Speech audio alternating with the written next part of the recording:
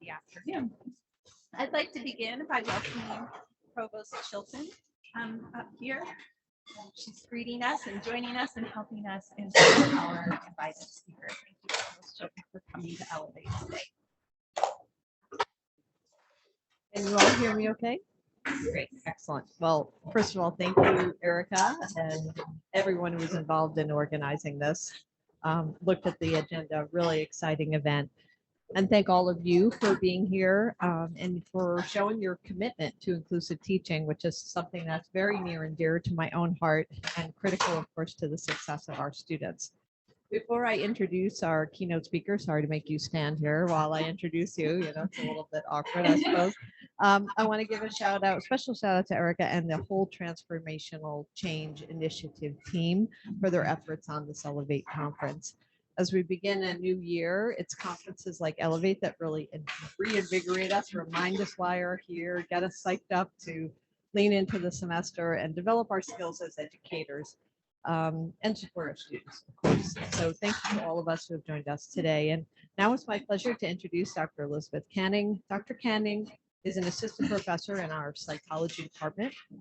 Her research is centered on experimental methods to understand the subtle interpersonal and organizational messages that perpetuate bias and inequity. And I understand you've read some materials by her, and so you may already know that.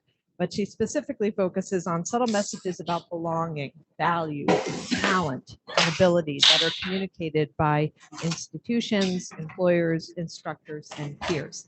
Dr. Canning is passionate about student success, equity, and inclusion, and has expertise in inclusive techniques and active learning. And so now I will turn the mic over to her. Thank you.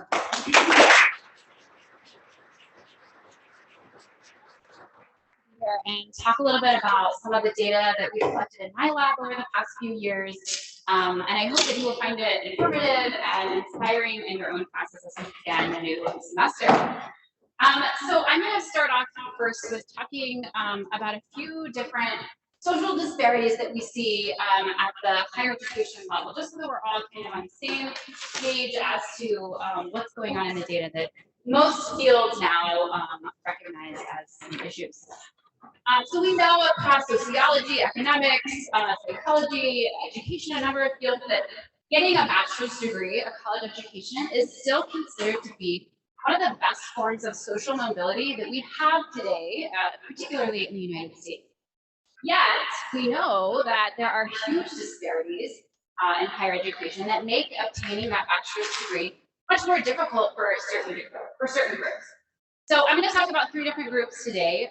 One group are people excluded in higher education settings due to their race or ethnicity. We know that people who belong to this group tend to earn lower grades in college, and they tend to drop out at higher rates than their white peers. I'm also going to talk about first-generation college students. So about 40% of first-generation college students in the United States end up actually graduating with a bachelor's degree. This is compared to around 70% for continuing generation students. Now, this is a huge problem because what ends up happening is that first-generation college students go to college for a little while, and then when they don't finish, what ends up happening is they have a lot of debt, but they don't have the degree that can facilitate them in social mobility. The third group I'm going to talk about today is women in specific STEM fields, science, technology, engineering, and math fields. Now, women outperform men in college now, so they're getting better grades than men overall. But there are certain fields in which they're underperforming due to where we would expect them to be based on their prior performance, prior backgrounds. And this leads them to drop out of those fields. These tend to be higher paying fields. So it contributes to a gender equity gap as well. Now, one of the questions that we've been addressing for decades now is why do these gaps exist? What is contributing to them? And how can we close them? So we know that they're multiply determined. There's a number of things going on here. So there's a lot of economic reasons that these gaps exist. There's a lot of structural systemic reasons that these gaps exist. But as the provost just mentioned, I'm a psychologist. So I approach these gaps from a social psychological perspective. Now, what this means is that we know that these gaps can be widened or narrowed due to social psychological factors. So that means that when students feel less engaged, the gaps get bigger. When they feel less interested or less motivated, the gaps get bigger. When they're worrying about belonging in that setting, the gaps get bigger. When they're worrying about confirming negative stereotypes about their group, the gaps get bigger. So what can we do about that? Well, I believe as a social psychologist, and what I'm hoping to convince you over the course of this talk, is that this is a really ripe opportunity for instructors to make a difference. So we can intervene to change these social psychological factors that happen in our classes. Let me give you an example. So imagine, think back to your undergrad days, or think back to maybe a child that you have or a student in your class. They took their first exam that they've ever taken at college. And maybe they get back that exam grade and it's not as high as they thought it was going to be. Okay, so they didn't get the grade that they wanted. And that student then tries to find meaning and what that number on that exam means. What does it mean? Well, one way to interpret that is, well, this means that I'm not good at this. I can't do this. Maybe biology or physics or chemistry or whatever it is isn't a field that's going to be a good fit for me. Okay, maybe this is for me. Maybe it's not for people like me. Okay. That could be one interpretation of that poor exam grade. Another interpretation of that poor exam grade is, well, maybe I need to use different study strategies. Maybe I did something that wasn't as effective as I thought it was. Maybe I should ask for help. Maybe I should review the review sheets that my instructor sent out multiple times that I didn't read. So there's a number of things, right? This interpretation has a very different meaning for who I am as a person and where I should be putting my effort, where I should be motivated, where I'm going to be engaged. And what I'm going to argue is that we can design messages, design interventions to provide this meaning for students, to give them a reason to make the bottom interpretation instead of the top interpretation.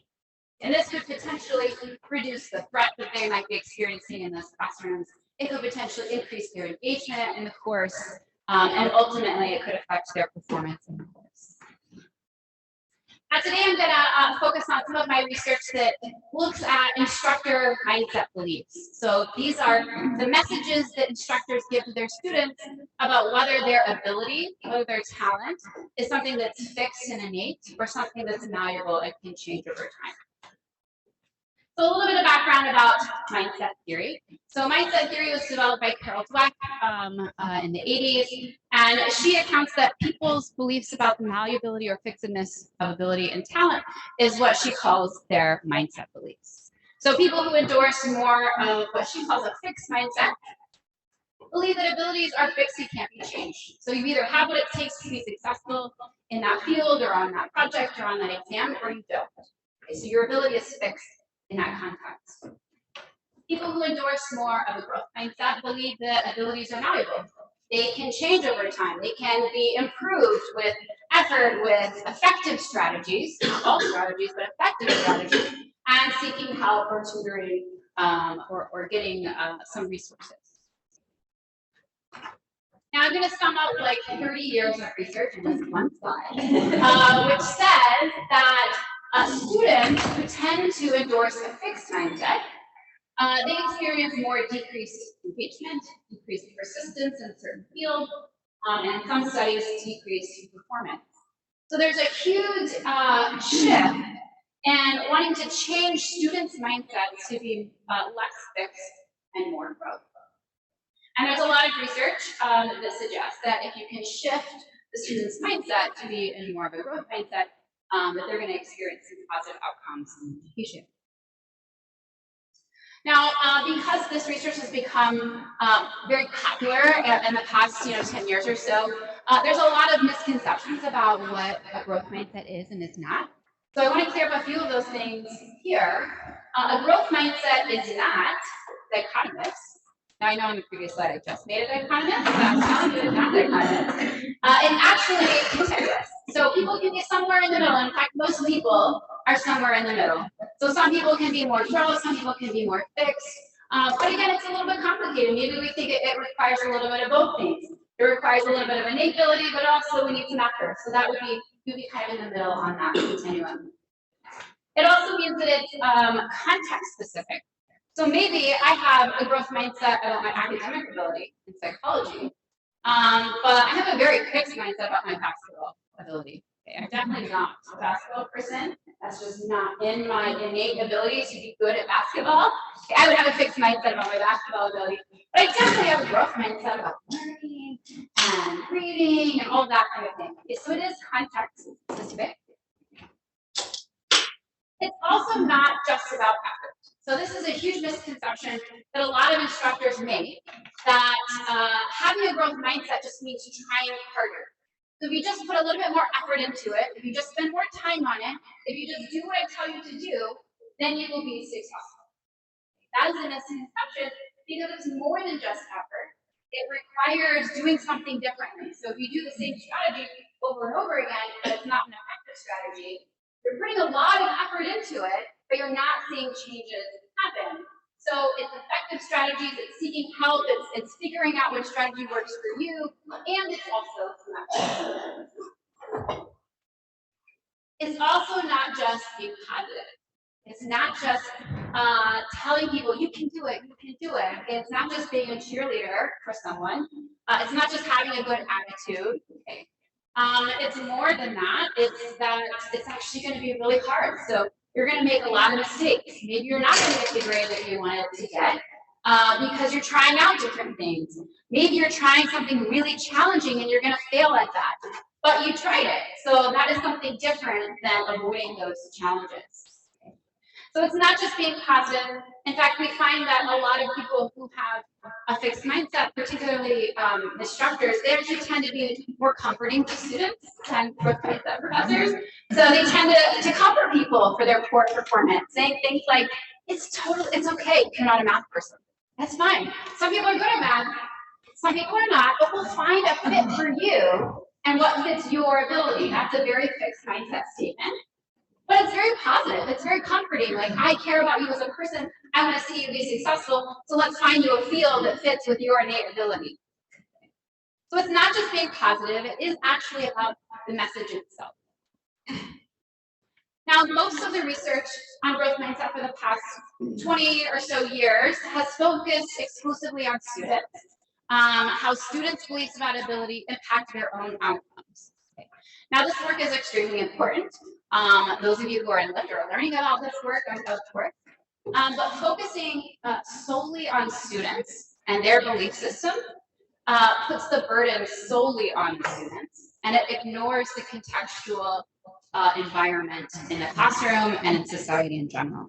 Okay. So it can lead to blaming the student for having the wrong mindset. Well, they did poor on that exam because they just didn't have the right belief system. So if we just change their belief system, then things will be better for them.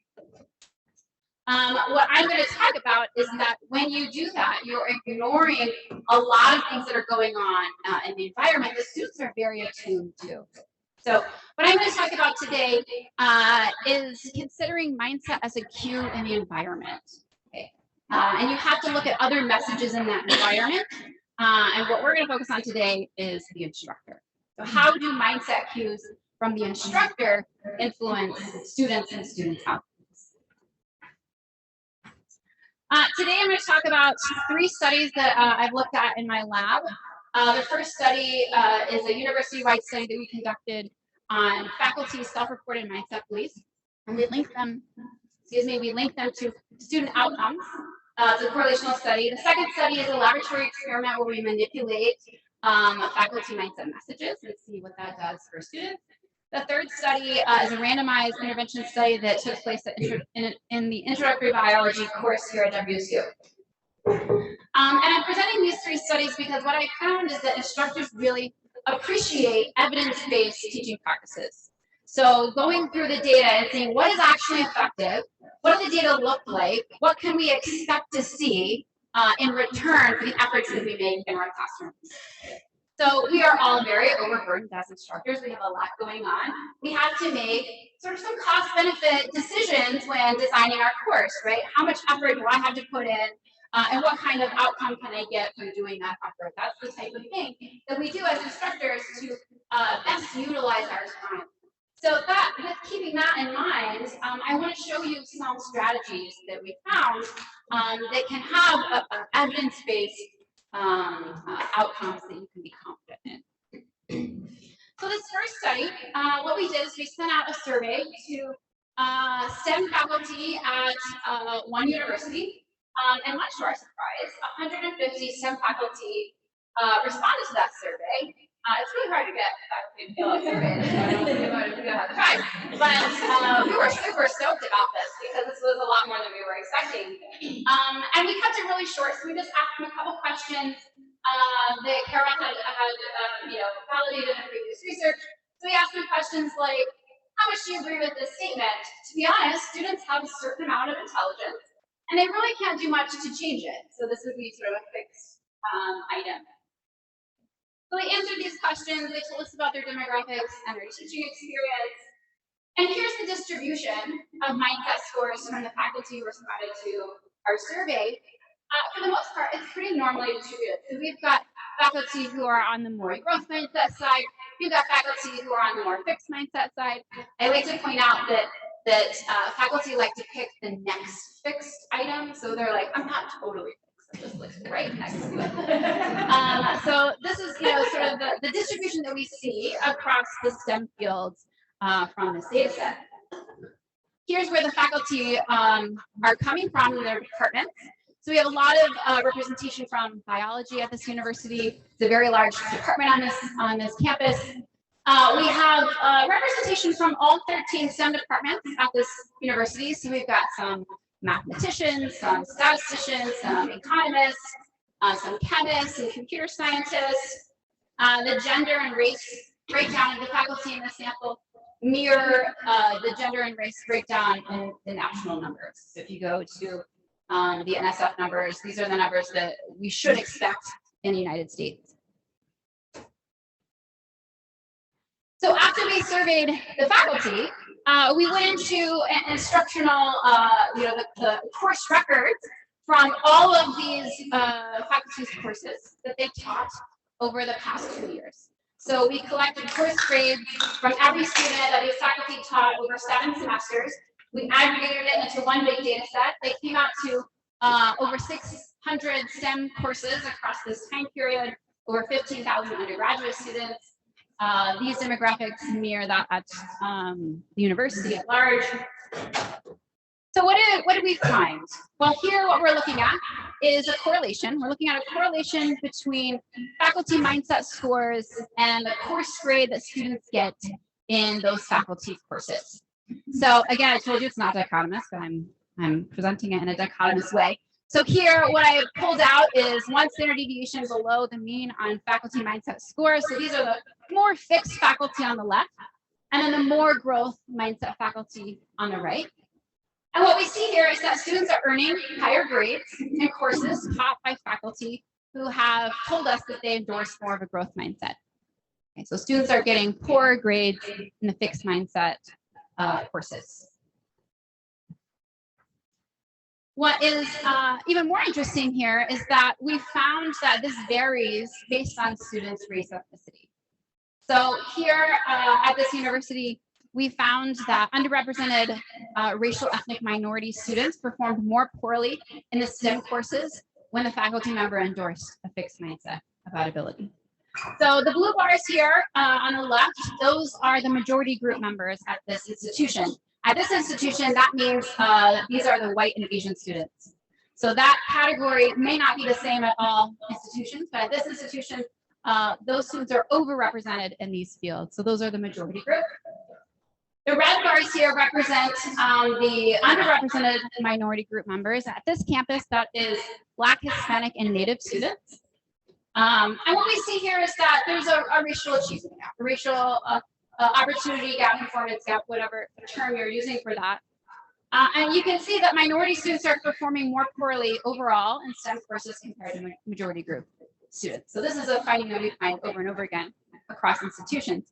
But what's interesting here, though, is that the size of this gap, how wide this gap is, depends on or is related to whether the instructor endorses more of a fixed mindset or whether they endorse more of a growth mindset.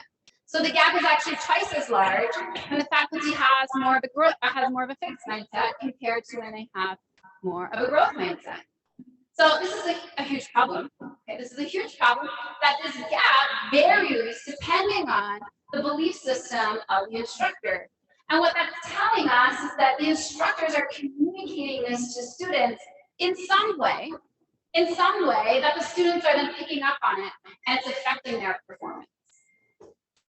Now, this work is correlational. We can come up with a number of reasons why this relationship might exist. Okay? But it's suggested that there's this ripe opportunity for instructors to intervene, change the messaging that they're giving their students, and potentially impact their performance in their courses. So to summarize this study, we found that faculty mindset beliefs predict students' experiences in STEM courses. I skipped over some of the findings that we found in this data set. It also affects their course evaluation. So growth mindset faculty get better course evaluation than fixed mindset faculty. And then it's also related to students' performance. Now, because this is correlational, we want to make sure that there's this causal relationship. So again, we're looking at evidence-based practices, evidence-based initiatives that we can do in our classrooms that we can actually see a difference. So the next question we asked is, well, what about causality? Can we make sure that this is a causal relationship, that if we do something in our course, that's going to cause students to do something different? So the objective of this next study is to do an experiment. So in this study, we had over 200 undergraduates. We had them come into my laboratory, and we had them do a few tasks for us. That's what we do in psychology. We bring students in, and we have them go through some kind of scenario, and we measure a bunch of things. And it's a way to do an experiment, so we can have randomization, and we can control for a number of things.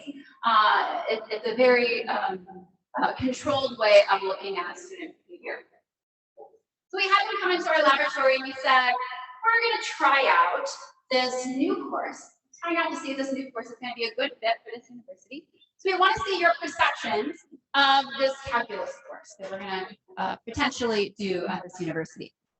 And what we do is we randomly assign them to read either a growth mindset infused syllabus or a fixed mindset infused syllabus. And then we had them do what we call a placement test for this course, which consisted of 30 GRE math problems. Now, how we manipulated the syllabi is we did a bunch of focus groups with students. We had students tell us, what do faculty do in your classrooms that communicate a growth mindset or communicate a fixed mindset? So they gave us a bunch of examples.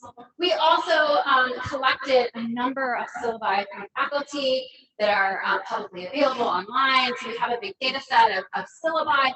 So we're pulling these examples from students' experiences and actual real syllabi that faculty are giving out to students. Okay, just keep that in mind as we go through this. So what we did is we manipulated various aspects of the syllabus to account for these different types of meaning.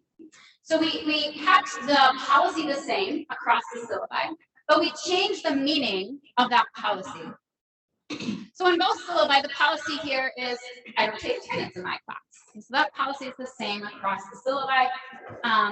In the fixed mindset syllabus, the reason for that policy is that they recommend that weaker students attend the lecture. Okay. That I believe some students can do well in this course without attending class, so I don't want to penalize them for requiring them to come. If it's going to be a review for you, you don't have to come, that's okay. That's why I have this policy that I don't take attendance. Now this is suggesting, it's communicating to students that some students are going to do well, some students are good, some students are weak. It's categorizing students based on their ability. In the growth mindset syllabus, the instructor recommends that everybody attends lecture because everybody's going to learn something new. Everybody can grow, everybody can improve regardless of your performance level. Another area we manipulated was around quizzes. So again, the policy's the same. There's a quiz every Monday that covers the previous material. But again, the meaning behind that policy differs depending on the mindset of the instructor. So in the fixed syllabus, the instructor says the quizzes are going to give you a better idea of your abilities in the course. And it's going to foreshadow your performance on the exams. So how you perform this time is how you're going to perform next time. This is a stable this is a stable ability. Based on my previous experience, weaker students that don't perform well are going to struggle a lot on the exams. In the growth syllabus, the instructor said, the quizzes are going to show us who's not there yet, okay, where you have to go, and whether I need to do something different, whether I need to review some things, whether you need to do something different. And if you find yourself failing your quizzes, you need to do something different. You need to seek additional help. You need to do the resources.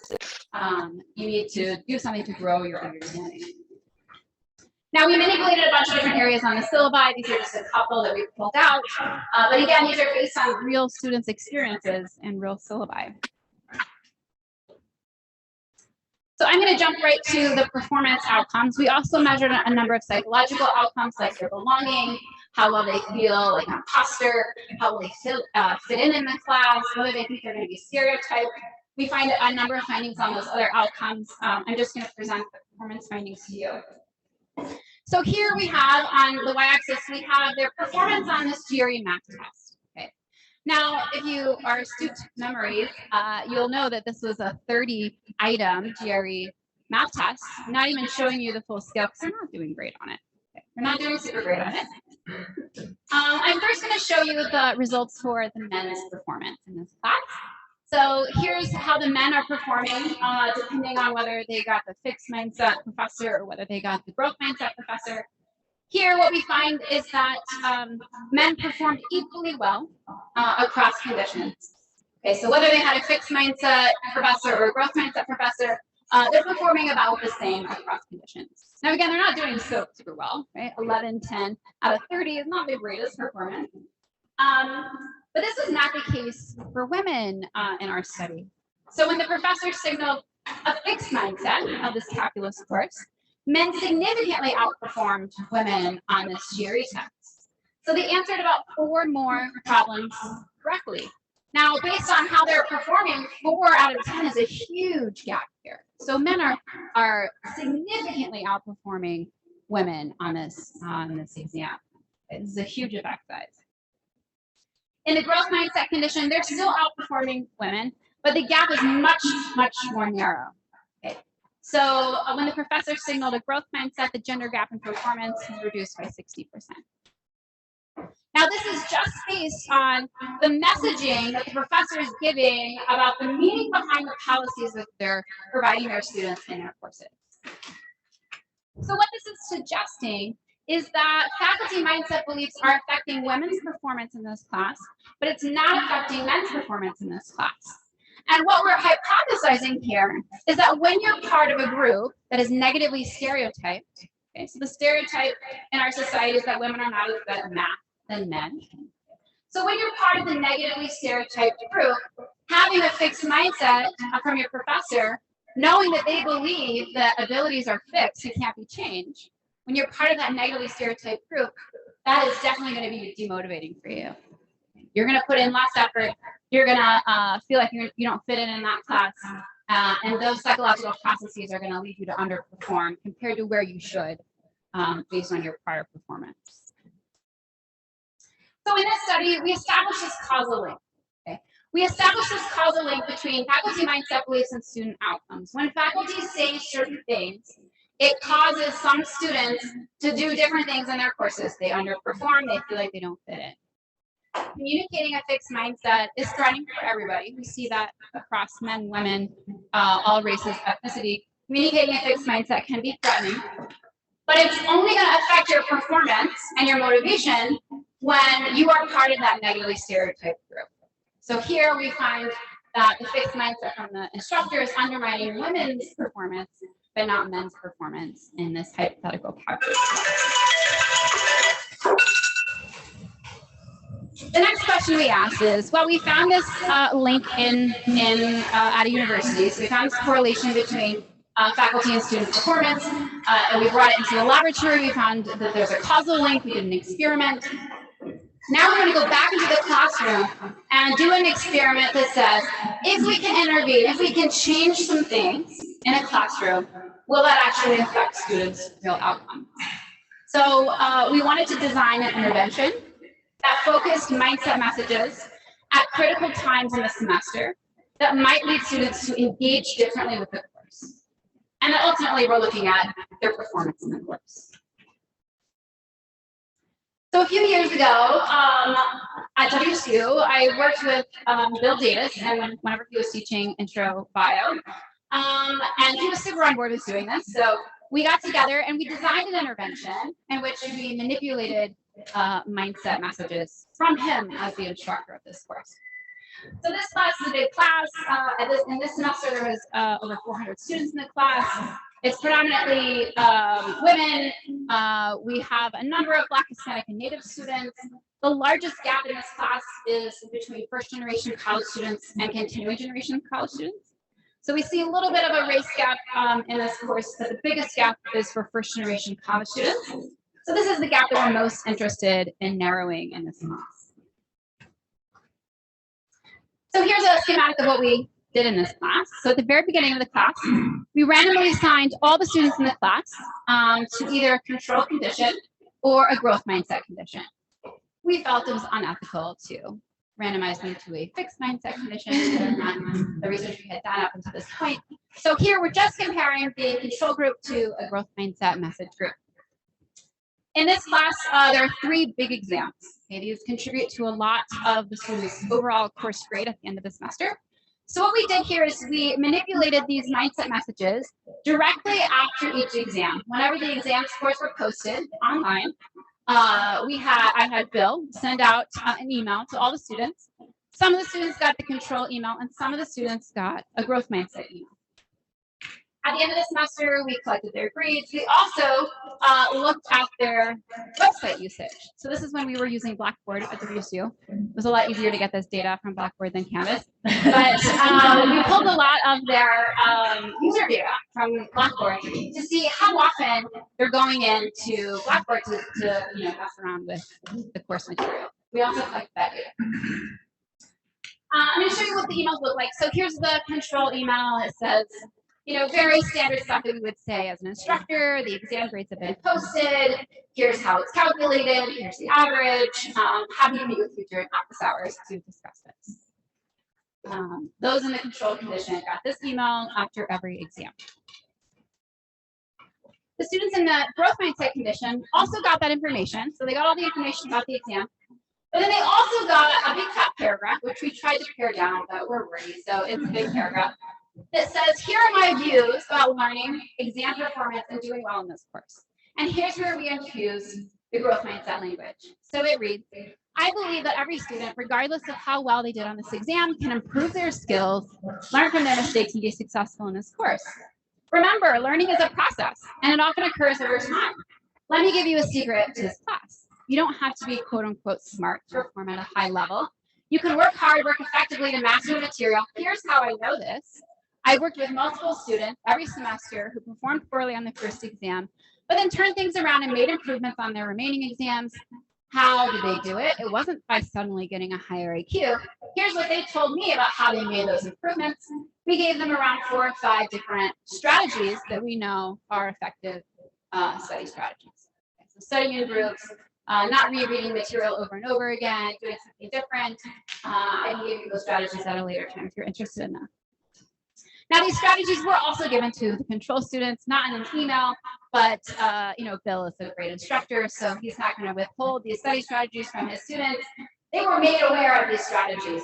But in the growth mindset condition, it's under the assumption that those strategies are going to be important tools for your improvement, for your growth. Okay, so the messaging around those strategies was different. So we're interested in the course grade in this class. So here I'm showing you the control condition in this class. The blue bars are the continuing generation students. These are students who have at least one parent who has a 4-year college degree. The green bars are the first generation college students, so neither parent has a 4-year college degree. And what we see in the control condition is consistent with what we see in this class every semester. There's a pretty large gap between these groups. It's about 1/3 of a letter grade. So continuing generation students are getting about 1/3 of a letter grade higher in the class than first generation college students. So we're replicating that in the control condition. In the growth mindset condition, this gap completely goes away. So we see a significant difference in first-generation college students' performance in this class when they receive the growth mindset messaging compared to when they receive the control messaging.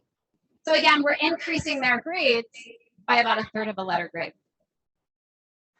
Now, we were super excited about this. Okay, Bill was very excited about this. I was very excited about this.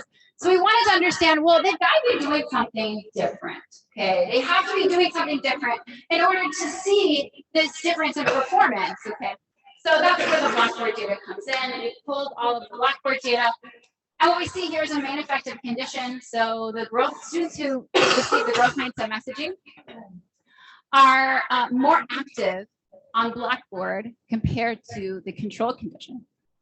Okay, so I have the numbers here. They're about 40 times more on average. Okay, they're accessing the web page that contains all the course materials about 40 times more on average across the semester. This is a 12% increase in web page engagement. And what we see is that those growth mindset cues are increasing their engagement on Blackboard. And then when you're engaging with the course materials more, that then leads to greater performance in the course. So to summarize some of the studies we went over, instructors that communicate these growth mindset messages, they have smaller racial performance gaps, particularly in STEM fields. They have reduced gender performance gaps, at least in math. And they have reduced performance gaps for first-generation college students, at least in biology. So now the question becomes, what do we do now? With this information, how should we be approaching our courses? How can we be communicating these messages to students to see those evidence-based practices result in change in student behavior and student performance? Well, my first suggestion is to be very explicit about your endorsement of a growth mindset. So saying things like, I believe that all students can make improvements. I believe that ability is something that's not fixed. It's not innate. It's something that can change over time. So just being really explicit. You can do this on the first day of class. You can do it in your syllabus. You can do it when you talk about grades or assessment. There's a number of opportunities to be very explicit about your endorsement of this. Another great way to do it is when you're planning your syllabus. So like now, when you're writing your syllabus, or maybe you haven't started yet, which is totally okay. I'm in your group as well. So when you're planning your syllabus, create opportunities to show growth, revision, and improvement. So if you have control over the structure of your class, then make that growth mindset idea embedded in how you design it. So if you think that students can grow and improve, then let them show that to you. Give them the opportunities to show you that they're making those improvements. It can also be embedded in the way that you do assessment. So you can reward improvement over time. You can either do that in feedback, you can do that in points, you can do that in group work. There's a number of ways that you can reward improvement. You can also reward challenge seeking. So challenge seeking is a way that is risky, right? If you do a challenge that may not get you the best grade because you're taking a risk, there's a way that you can reward that in your assessment practices in your class. Another way to do this in your syllabus is to explain the purpose of help seeking and using resources. So a number of students feel like seeking help and using specific resources is stigmatizing. It means that I don't have the ability. If I have to go seek help, it means that I'm not good at this. Okay, you can dispel that myth and tell students the purpose of seeking help is to grow your abilities, to make improvements, to do things in a growth mindset way rather than a fixed mindset way. You can also communicate a growth mindset in your performance feedback. So the way that you respond to students who make mistakes, either by answering questions in your class, by writing exams, by writing essays, and any kind of way that you give performance feedback. The way that you respond to mistakes and struggling is going to communicate your beliefs about a growth mindset or a fixed mindset. You can also offer feedback with strategies for improvement.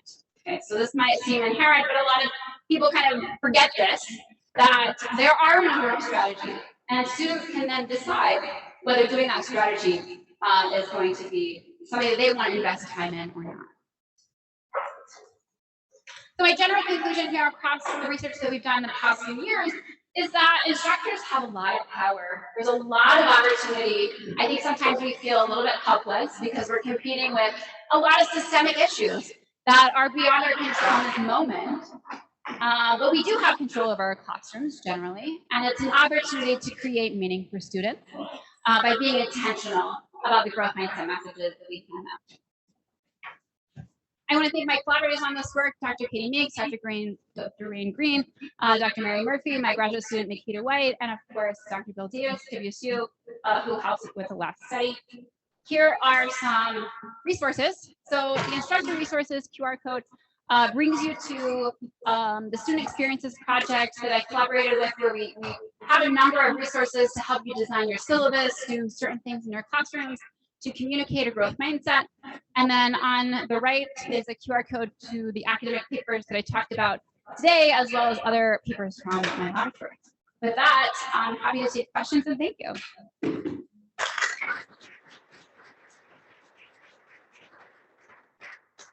Questions for Dr. Canny? That was an amazing talk. Oh, all right. I'm gonna have you speak in the mic so our Zoom link gets in there.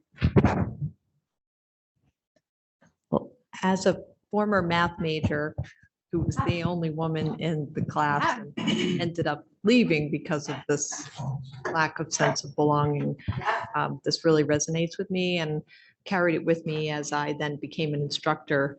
And I'm really fascinated by the way you're framing it, because I had, read some of the social psychology literature and sort of pegged it as stereotype threat, that literature like Whistling Vivaldi and that, just that, it's fascinating to see that they're engaging more with the website material once you lower that bar, because even without that, I'm wondering what your thoughts are about the relationship between stereotype threat and this mindset, because even if they didn't do that, I'm wondering what would happen, and maybe of other studies, if they weren't engaging more, but they just simply didn't have that background voice saying, you can't do this. Yeah, that's a great question. So we measured that. I skipped over in the study because we didn't have time. But we measured that. So this is the same study that I talked about in the study, the second one. And what we find is that people think that their professor is going to stereotype them more, that they endorse more gender stereotypes. So we asked them, do you think your professor endorses gender stereotypes? Everybody agrees with that. Men agree with that, and women agree with that. So that gender stereotyping then leads to lower belonging. So when you think your professor endorses gender stereotypes and you're part of the negatively stereotyped group, that makes you feel like you don't belong in that class. And then belonging then leads to underperformance. So there is that link to stereotype threat there. So the fixed mindset professors are activating stereotype threat among stereotype students. Other questions? Vancouver? Hi. So in my own drawing on Dweck and actually your work, I found amongst entrepreneurs that emotions are key here. And I've tied the emotions of guilt, this feeling that I did something wrong, so I can do something better, to this growth mindset, and shame, to this feeling like if I did something wrong, I'm a bad person. So when I teach about growth mindset, I also affirm the value of allowing ourselves to feel what we do and finding our emotional center. That way it's not just cognitive. Does that seem to track and make sense? Yeah, I think that's a great point. So a lot of the messaging around growth mindset is around making mistakes. What do those mistakes mean? Providing the meaning behind those mistakes by that failure, right? And encouraging students to participate in those things. It's uncomfortable. It makes us feel bad, right? We feel that guilt and shame, like we were mentioning. But reframing those emotions to be something that's productive, something that's good, something that's going to help us in the long run. That's where that growth mindset messaging is really going to have that impact. We can do that in a number of ways. It really depends on what kind of course you're teaching, how you have it designed, and what students when they feel that threat. And so your students best. You have your own course structures, so you will know those opportunities where that meaning is going to have the greatest impact. So maybe it's after an exam, if you do exams in your class. Maybe it's the first time you do group work. Maybe it's the first essay that they write in your class. whatever you think is the most uncertain time for students around whether they can do it or not, what their ability means or not, that's where I would suggest infusing the growth mindset messages. I'm not done yet. Okay, we'll meet in the middle. I'm interested in if you know of any research or studies that have been around the identity of the instructor of the course affecting the perceived message of the growth mindset. Being a woman in a predominantly male field of physics, I get a sense between me and my male colleagues that some of the same messaging is interpreted differently from students based on who I am versus who they are. So the question is, does it matter the identity of the instructor? Does that moderate some of these findings? Great question. I get this a lot. So we've looked at this in a couple of different ways. In the first study is really the only study that we can look at it in a way that we have enough faculty participating. So again, that's a correlational study. There we looked at race, ethnicity of the instructor, and also gender of the instructor. We found no moderation between basically every identity that we could think of or that we measured. So it didn't matter the race, ethnicity of the instructor. It didn't matter the gender of the instructor. It didn't matter their teaching experience, whether they were tenured or not, what discipline they were in. Everything that we measured, we didn't find any moderation for. Now, some of those we didn't have a whole lot of numbers on. So if you remember, right, we only had about 6% of underrepresented faculty. This is a problem across the board, across institutions. So we can't be super confident in it because we're underpowered. But we're trying to collect data in a more experimental way to test out whether the growth mindset message from a woman in a negatively stereotyped context is going to be more meaningful than from a male professor. We don't know. We have theories, but I would actually hypothesize that it'd be the reverse. Or it could be the reverse, right? They're attributing this caringness to the male professor, and it's just expected from the female professor. That's my personal experience. Yeah, so that's where I would actually look for the opposite. Yeah, so like from the professor who may endorse those stereotypes, counteracting those stereotypes, providing that message, could then have a greater impact. It's an empirical question, so we'll have to wait for data.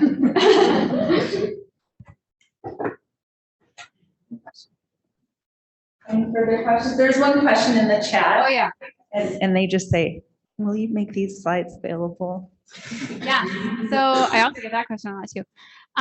So I'm happy to make the slides available. I will though take out the email message. And the reason for that is because I don't want you to copy paste it.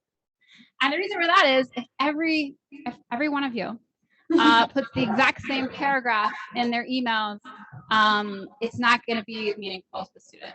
Okay, so if they're getting it in their chemistry class, they're also getting it in their English class, and they're also getting it in physics, it's going to take away the meaning. They have to attribute it to you and your beliefs. So I want you to write it yourself, which is why I provided the instructor resources there, which is a guide to help you develop them on your own. One more question.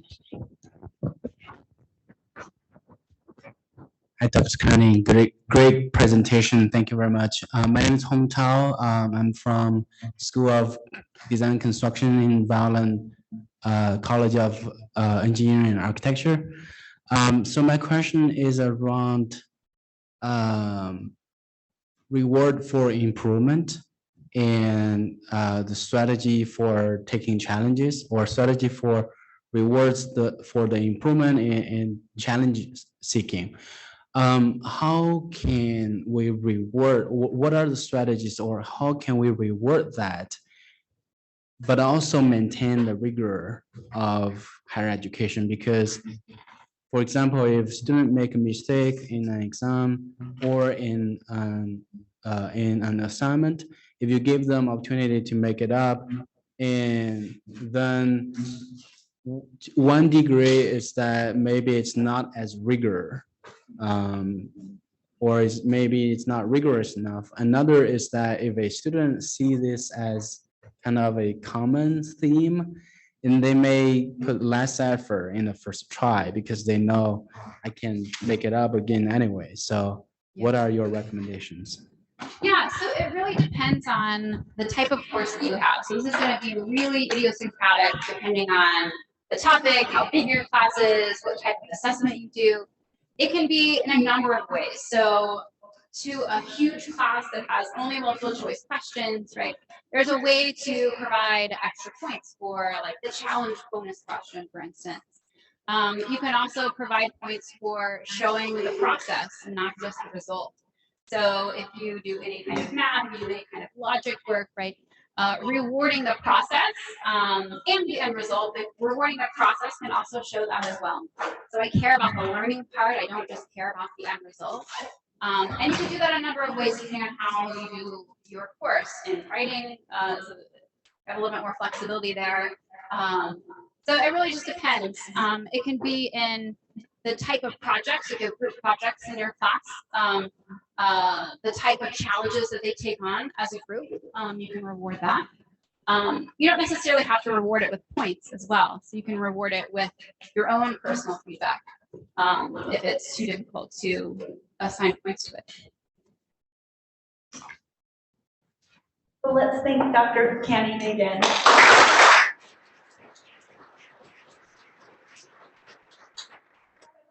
10-minute break. If there's any remaining questions for Dr. Channing, I'm sure she can take them. I will meet back here in 10 minutes.